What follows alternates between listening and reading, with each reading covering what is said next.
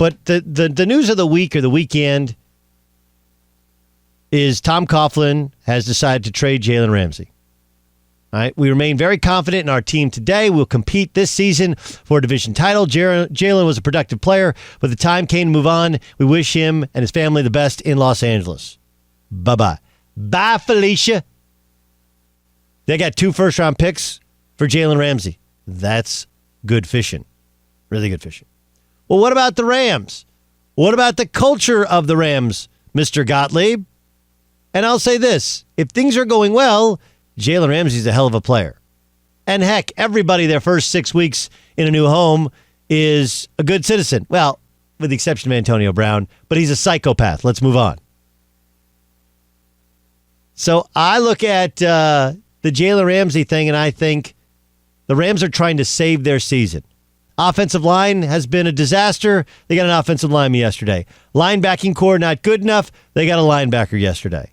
And Marcus Peters was supposed to be a 1-year rental. They had him for a year and a half. They moved on and upgraded. And Jalen Ramsey, when he's right, might be the best cover cornerback in the league. I don't think this is about anything more than the Rams saying our window, while open, doesn't stay open forever. It just doesn't. And if we see an asset that we can go at and keep for a long time who's still coming into his prime, we're going to go get him. And Jalen Ramsey is really, really good. He's a pain in the ass. He is a narcissist, an egomaniac, and a look-at-me guy. But he's a really good cornerback, so what are you going to do?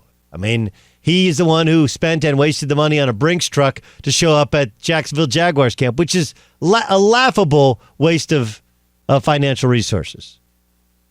On the other hand, it does state who he is and what he's about, and he's never really been fake about it.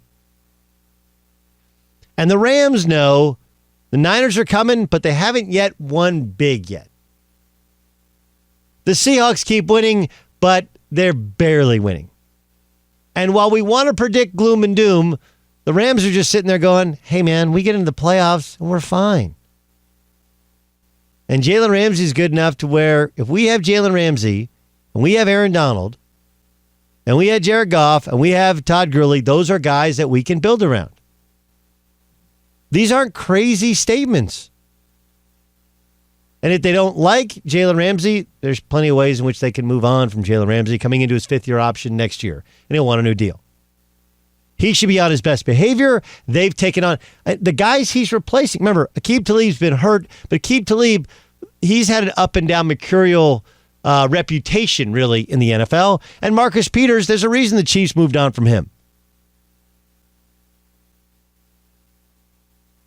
When they made the change at head coach, sure, Sean McVay brought in his offense, but the culture was kind of already established. Culture wasn't an issue with the LA Rams. Offense was, right? And they had to get better in the defensive backfield, and they did. So, do I love the move? It does feel a little knee-jerky, does feel a little short-term, but it does energize them where guys in the locker room are like, hey, Les Snead's not giving up on us. He thinks we can win now if we just get a lineman, just get a linebacker, and just get a defensive back. And if you're the Jaguars, you've been okay without him, and you get 2 first-round picks, I see it as a definite win for the Jags. He didn't want to play for you. You didn't want to pay him. You couldn't get him to compete in that market, and you got a Pirates ransom for him. But I think it makes sense to the Rams because they've dealt with these personalities before. Their culture has already been established. They survived Ndamukong Suh. They survived Marcus Peters. They'll survive Aqib Talib. They'll survive Jalen Ramsey. They have a way within how they do and what they do of being impervious so far to the nonsense of other teams. It doesn't, and they're in win now mode. Every team is in a different mode, right? Like not every team is trying to win. Some teams, people thought the Raiders were in win now mode. They weren't. They were show me who's competitive so that in 2 years, which is next year, and they're in win now mode, we know who we want to keep around. Sometimes you got to shake some things up. That was done by the Rams. Sometimes you need to add a piece. That was done by the Rams. But you better have a secure culture, and they actually do. They actually do. We like to think that everyone's championship window is like the New England Patriots, but it's not. It's just not. They close in 2 or 3 years.